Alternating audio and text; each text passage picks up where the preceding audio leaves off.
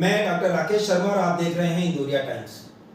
जी हाँ, इंदौरिया समय समय पर समसामयिक घटनाओं की ओर आवाम का ध्यान आकर्षित करता रहा है। इस समय देश और प्रदेश दोनों में जैसे राजनीतिक हलचल मची हुई है।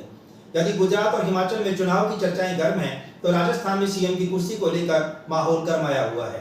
एक तरफ राजस्थान में सीएम की कुर्सी का विवाद है, तो दूसरी तरफ कोटपुतली विधानसभा क्षेत्र में पूर्व विधायक, गृह राज्य मंत्री, उच्च शिक्षा मंत्री से नवाजे गए राजेंद्र सिंह यादव का ये कह देना कि यदि दिसंबर तक कोटपुतली को जिला नहीं बनाया जाता है तो वो न केवल विधायक से बल्कि तमाम अपने मंत्री पदों से भी इस्तीफा दे देंगे। इस वक्तव्य के आने के बाद जैसे कोटपुतली में विपक्ष तो विपक्ष हर एक व्यक्ति इस बात की चर्चा करता हुआ देखा जा सकता है कि आखिर अचानक इस तरह का स्टेटमेंट आना कहीं पार्टी के प्रति अविश्वास या फिर कहीं ये बात तय हो जाती है कि जिला बनाए जाने की जो कवायद की जाती रही है वर्षों से, कहीं उसमें कोई हल्कापन तो नहीं आ गया है, कहीं कोई कमी तो ऐसी पैदा नहीं हो गई है जिसे लेकर स्थानीय विधायक को इतनी बड़ी बात कहनी पड़ी। हमारे साथ आज मौजूद है स्टूडियो में इस विषय पर चर्चा करने के लिए आरएलपी के महासचिव रामस्वरूप जी कसाना, जो कोटपुतली विधायक रह चुके हैं, पूर्व और संसदीय सचिव राजस्थान सरकार में। तो साथ ही हमारे साथ मौजूद हैं वरिष्ठ जनता दल नेता रामनिवास यादव जी हमारे साथ हैं। आपका स्टूडियो में स्वागत है। सबसे पहले मैं रामस्वरूप जी आपसे जानना चाहूंगा कि आखिर स्थानीय विधायक को इस तरह के शब्दावली का प्रयोग क्यों करना पड़ा कि उन्हें ये कह दिया, एक बहुत शॉर्ट टाइम उन्होंने दे दिया कि दिसंबर तक जिला यदि नहीं बनाया जाता है तो उन्हें अपने पद और ओहदों से कोई सरोकार नहीं रह जाएगा। सबसे पहले तो मैं कहूँगा कि जो हमारे कोटपुतली के विधायक और राज्य मंत्री और गृह राज्य मंत्री सम्मानीय राजेंद्र यादव ने जो बात कही, सबसे जो मुख्य जो बात निकल कर आती है वो यही आती है कि राजेंद्र यादव जी को न तो मुख्यमंत्री पर विश्वास है, न कांग्रेस के हाईकमान पर विश्वास है।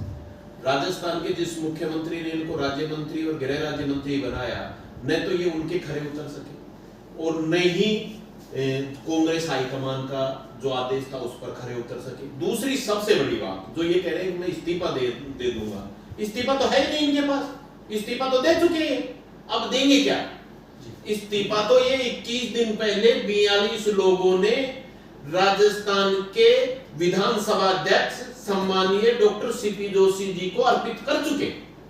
अब ये सीपी जोशी जी के विवेक पर है कि वो इनका इस्तीफा स्वीकार करके इनकी सदस्यता समाप्त करता है या यथास्थिति में रखता है। तो ये तो कुछ बोलने की स्थिति में नहीं। अगर इनमें इतना ही कोटपुतली की जनता के प्रति प्यार और प्रेम था और कोटपुतली को जिला बनाने की बात करते हैं, तो ये बात तो ये 2019 के अंदर भी कह सकते थे जब इनको मंत्री पद की शपथ दिलाई जा रही थी।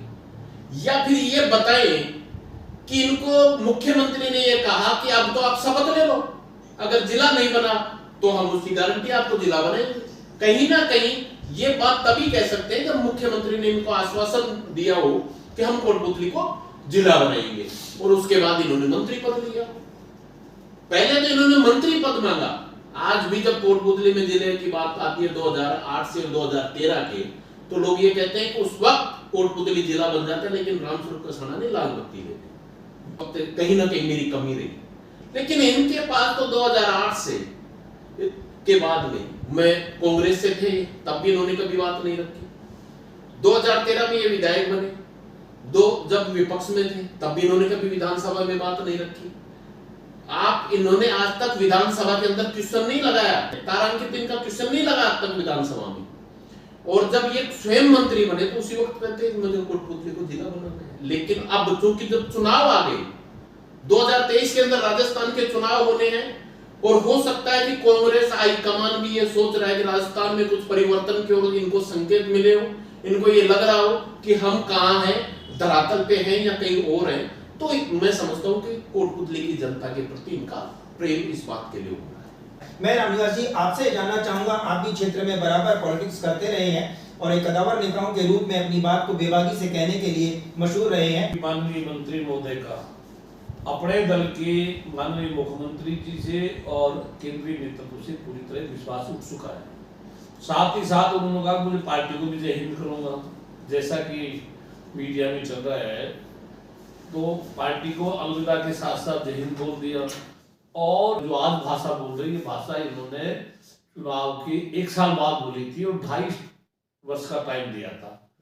अब पार्टी में जिस तरह के नेतृत्व परिवर्तन से लेकर कुछ सत्ता के लालची और कुछ लोग इस तरह के हैं कि जिस दल में रहकर जब माल मलाई खाते हैं तब तक वो उस दल की जय जय करते हैं। अब इनको लगने लगा है कि राजस्थान में जिस तरह कांग्रेस में गहरी फूट है, नेतृत्व तो परिवर्तन भी हो सकता है और दूसरी पार्टी में भी अपने राजनीतिक संभावना तराशने के लिए और यहाँ के स्थानीय जनता को आंखों में धूल झोंकने का काम कर रहे हैं। ये जिले के नाम पर पिछले 2 सालों से जिस तरह से जमीनों की टीआरपी बढ़ी, इससे प्रचार प्रसार से जमीनों का यहाँ बहुत भाव बढ़ गया और बाहर के कारोबारियों द्वारा यहाँ आकर आर्थिक रूप से बड़ा भ्रष्टाचार में सरकार के यही लोग शामिल हैं। आपका मानना सीधा सीधा ये है कि जो घोषणा इन्होंने आज की है, इन्होंने सत्ता में आने के बाद एक तरह से 2.5 साल की कार्यावधि को ध्यान में रखते हुए ये घोषणा कर दी थी कि इन्हें जिला बनाना है और उस बात को 2.5 साल के अंतर्गत जहां पूरा हो जाना चाहिए था, उसके अभाव में आज पुनः इन्होंने यदि जिले की बात को रख करके बात रखी है तो निसंदेह कहीं ना कहीं कोटपुतली की आवाम को एक मैसेज करने का प्रयास उन्होंने किया है। तो दूसरी बात आपका ये कहना कि इस तरह की बातों को गर्माहट देकर किस तरह से यहाँ पर प्रॉपर्टी को भाव मिल सकता है, इसे आवाम को समझना होगा। मैं आंसुर जी ये जानना चाहूंगा कि चूंकि समय बहुत कम रह गया है, चुनावी वर्ष नजदीक है और प्रदेश और देश में दोनों में ही राजनीतिक सरगर्मियां अपने अपने तरीके से गरमाई हुई हैं, इन सारे हालातों में यदि हम समीक्षा करें, चूंकि 4 साल के बाद मीडिया भी समीक्षा करता है, ये जो कार्यकाल रहा जो कि आज जिले पे आकर के फोकस हो गया है, जिले के अलावा भी बहुत कुछ कोटपुतली आवाम को चाहिए था, उसे लेकर के आप क्या कहना चाहेंगे? क्या यहाँ लॉ एंड ऑर्डर की स्थिति है, क्या डेवलपमेंट है, क्या एजुकेशन है, क्या हेल्थ है? जो बात करते थे कि हम चौड़ा रास्ता करेंगे, आज अगर कोटपुतली में आप निकलोगे तो आज बाइक से सही मायने में नहीं निकल पा रहे। बीच में डिवाइडर आपको दिल्ली जयपुर कहीं नहीं नजर आएंगे। जो यहाँ इतना भ्रष्टाचार इन्होंने जो नगर पालिका में किया है, उन सबको दबाते हुए मैं लास्ट में इमोशन कार्ड खेलूं, कोटपुतली की जनता के लिए ये कहूं कि अगर जिला नहीं बना तो मैं इस्तीफा दे रहा हूं। उन सबको दबाने के लिए आपने देखा होगा कि लाइन ऑर्डर की अगर बात करते हो तो कोटपुतली के अंदर 4 तारीख से लेकर 13 तारीख तक ऐसा कोई दिन नहीं जहां मर्डर नहीं हुआ, लूट नहीं हुई हो। ऐसी घटनाएं जो शर्मसार कर देने वाली घटनाएं जहां अगर राजस्थान में कहीं हुई तो कोटपुतली में हुई, जबकि गृह जिले में ऐसा नहीं होना चाहिए। जबकि गृह जिले में ऐसा नहीं होना चाहिए। और जो थाने के अंदर जो श्लोक लिखा होता है पुलिस के प्रति कि आमजन में विश्वास और अपराधियों में भय, गृह राज्य मंत्री बनने के बाद इन्होंने उस श्लोक को परिवर्तन करवाया और ये कहा कि आमजन में भय और अपराधियों में पुलिस के प्रति विश्वास। अगर पूरे राजस्थान में आपको कहीं देखने को मिलेगा तो अपराधियों में विश्वास कोटपुतली के पुलिस के प्रति आपको देखने को मिलेगा। और ऐसी घटना, आप शिक्षा की बात करते हो, शिक्षा उस शिक्षा मंत्री रहते हुए ने 1 सीट कोटपुतली न तो एलबीएस कॉलेज में बढ़ाई न पाना देवी। 20 यहाँ पर अंग्रेजी माध्यम विद्यालय इन्होंने बनाए। इसके अलावा पाना देवी कॉलेज को इन्होंने क्रमोन्नत करके एक तरह से पीजी कॉलेज बनाया। एलबीएस कॉलेज में भी कुछ परिवर्तन किए। ये तमाम बातें जो उनके माध्यम से रखी गई कि स्कूलों को क्रमोन्नत करना, संसाधन जुड़वाना, बावजूद इसके उन्हीं के विधानसभा क्षेत्र की एक बड़ी घोषणा जो कि कार्यकाल नजदीक आ रहा है और वो लगभग वो पॉलिसी लैप्स हो जाएगी, केंद्रीय विद्यालय वाली जो बात थी वो आज तक पूरी नहीं हो सकी। इसकी आप क्या वजह मानते हैं? देखिए, इनकी सबसे बड़ी जो वजह है वो स्वयं का इसका निजी विद्यालय हो। जो अब तक केंद्रीय जो विद्यालय नहीं खुला, वो सबसे बड़ी समस्या अगर कहीं है कोटपुतली में, वो है राजेंद्र जी का स्वयं का निजी विद्यालय हो। क्योंकि इन्होंने जो जमीन आवंटित की वो जमीन 1989 से राजस्थान हाईकोर्ट में केस चल रहा था। 84 के अंदर वो केस जीते और उनको ये आदेश हुआ तहसीलदार के नाम कि इनके खाता खोला जाए। सब कुछ जानते हुए यहाँ के तहसीलदार, एसडीएम, इन सब की मिली भगत, यहाँ तक एडीएम, इन सब की मिली भगत से उस जमीन को केंद्रीय विद्यालय के नाम इन्होंने आवंटित किया, जो कर ही नहीं सकते।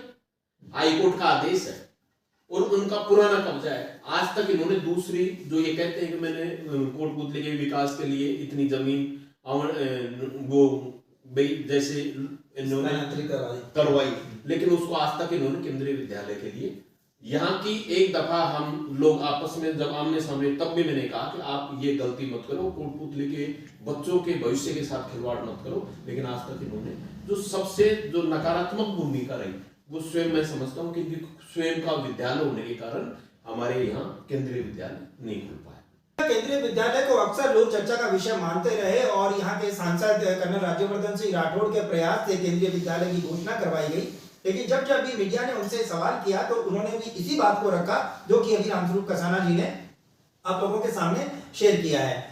रामनिवास जी, आपको क्या लगता है शिक्षा, स्वास्थ्य और लाइन ऑर्डर को लेकर के क्या ये 4 साल का जो समय बीता है इस क्षेत्र की जनता से किसी तरह का कोई लगाव नहीं है। किन्हीं कारणों से उनको राजनीतिक रूप से सफलता मिली और वो यहाँ आर्थिक हितों की पूर्ति के लिए पूरी तरह से टोटली उनका फोकस है। आर्थिक हितों की पूर्ति हो, जमीन के माध्यम से हो, एजुकेशन के माध्यम से हो या किसी अन्य माध्यम से हो। चारों तरफ भ्रष्टाचार और त्राहिमाम इलाका है। यहाँ के लोगों की किसी तरह की सेवा ये नहीं कर रहे हैं।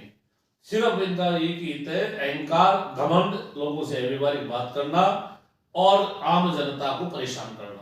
हमारे साथ 2 कदावर नेता आज मौजूद रहे और इस बात पे चर्चा करने के लिए कि आखिर कोटपुतली जिला बने तो कैसे बने, क्यों बने, इन तमाम चीजों की यदि हम बात करें तो निश्चित रूप से नवगठित जिला कमेटी के अध्यक्ष राम लोभाया जी जब कोटपुतली आते हैं तो उन्होंने स्वयं कोटपुतली की मॉनिटरिंग, उसके प्रेजेंटेशन की तारीफ करते हुए इस बात को रखा कि राजस्थान में यदि कहीं व्यवस्थित जिले की कोई भूमिका कहीं देखने को मिली है तो वो कोटपुतली मिली है। नो डाउट, क्यों ना हो, देश और प्रदेश की 2 राजधानियों की योजक कड़ी कोटपुतली से वर्षों से ये मांग करता रहा है और ये मांग अपने आप में जायज मांग है।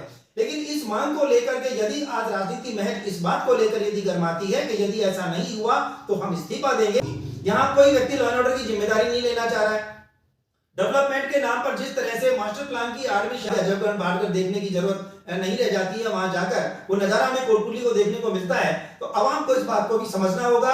बहरहाल आप दोनों लोग यहाँ स्टूडियो में आए और उन्होंने पब्लिक को इस बात से अवगत करवाया कि इस तरह के आरोप प्रत्यारोप या इस तरह की घोषणाएं, इस तरह के आश्वासनों से यदि भला होता तो संभवतः भारत देश का नक्शा कुछ और। चुनाव नज़दीक आ गए हैं और चुनावों की नज़दीकी देख करके लगता है ये पूरी तरह से ये नौटंकी है और इस प्रकार का एक प्रोपेगेंडा रचा गया है। और वास्तव में इस कोटपुतली को यदि जिला बनाना होता तो इन्होंने जो 2018 में चुनाव जीतने के बाद जो बात कही थी कि 2.5 वर्ष के अंदर हम जिला बना देंगे, शायद उस वादे को भूल चुके हैं।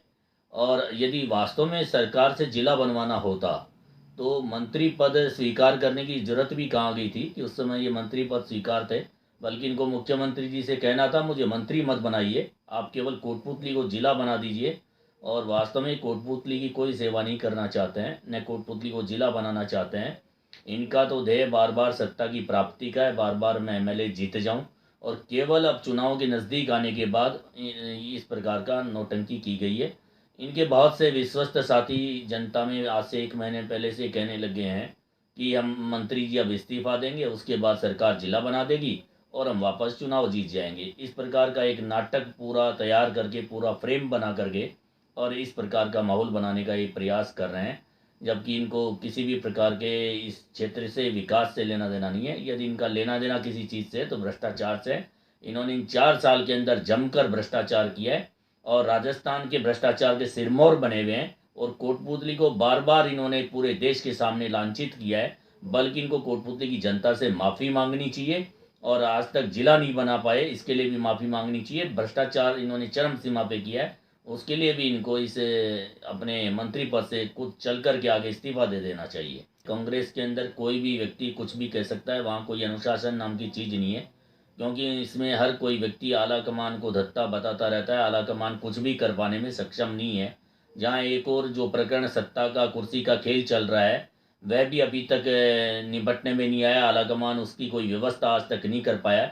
अब एक के बाद एक मंत्री जो चुनाव नज़दीक आएंगे तो सब अपनी कुर्सी बचाने के लिए, अपनी साख और अपनी इज्जत जनता के बीच में बचाने के लिए इसी प्रकार की नौटंकी राजस्थान का प्रत्येक मंत्री और प्रत्येक विधायक करने वाला है कांग्रेस का, कि कैसे भी हम नौटंकी करके अपनी कुर्सी को जीतने का प्रयास करें। ये जिस शांति व्यवस्था के नाम पर ये सत्ता में आए थे, क्या शांति व्यवस्था कोटपुतली में रही? नहीं। और शांति व्यवस्था कायम करने का पूरे प्रदेश का जिम्मा संभालने वाले गृह राज्य मंत्री के अपने क्षेत्र के अंदर किस प्रकार की व्यवस्थाएं, आपराधिक गतिविधियां बहुत तेज़ी से बढ़ी हैं। आसपास के पूरे क्षेत्र के अंदर यदि अपराध गई हैं तो कोटपुतली के अंदर है। आए दिन यहाँ पर गोलियां चलना, आए दिन अपराध होना, लोगों को धमकियां देना, लोगों को मर्डर कर देना, ये आम बात हो गई है। यहाँ पर यूँ लगता है कि जो हम सुनते थे कभी कोई यूपी बिहार किसी अन्य राज्यों के अंदर इस प्रकार का आतंक होता है, वहाँ पे तो अब नहीं होगा। यूपी के अंदर तो कहीं 0% भी नहीं बचा होगा, लेकिन सारे अपराधी इस समय कोटपुतली के अंदर आ गए हैं। लगता है कि अपराधियों की शरण स्थली कोटपुतली बनता जा रहा है और राजस्थान की पुलिस और गृह राज्य मंत्री उनको सुरक्षा देने में लगे हुए हैं। अपराध पर अंकुश जो लगा नहीं पा रहा है, भ्रष्टाचार करने में नंबर 1 होता जा रहा है और एक के बाद एक नौटंकी वो करते जा रहे हैं। इनकी सब नौटंकियां जनता को अब समझ में आने लगी हैं। मैं जनता से कहूँगा इसकी व्यक्ति की कारगुजारी को आम जन तक पहुँचाने का काम करें।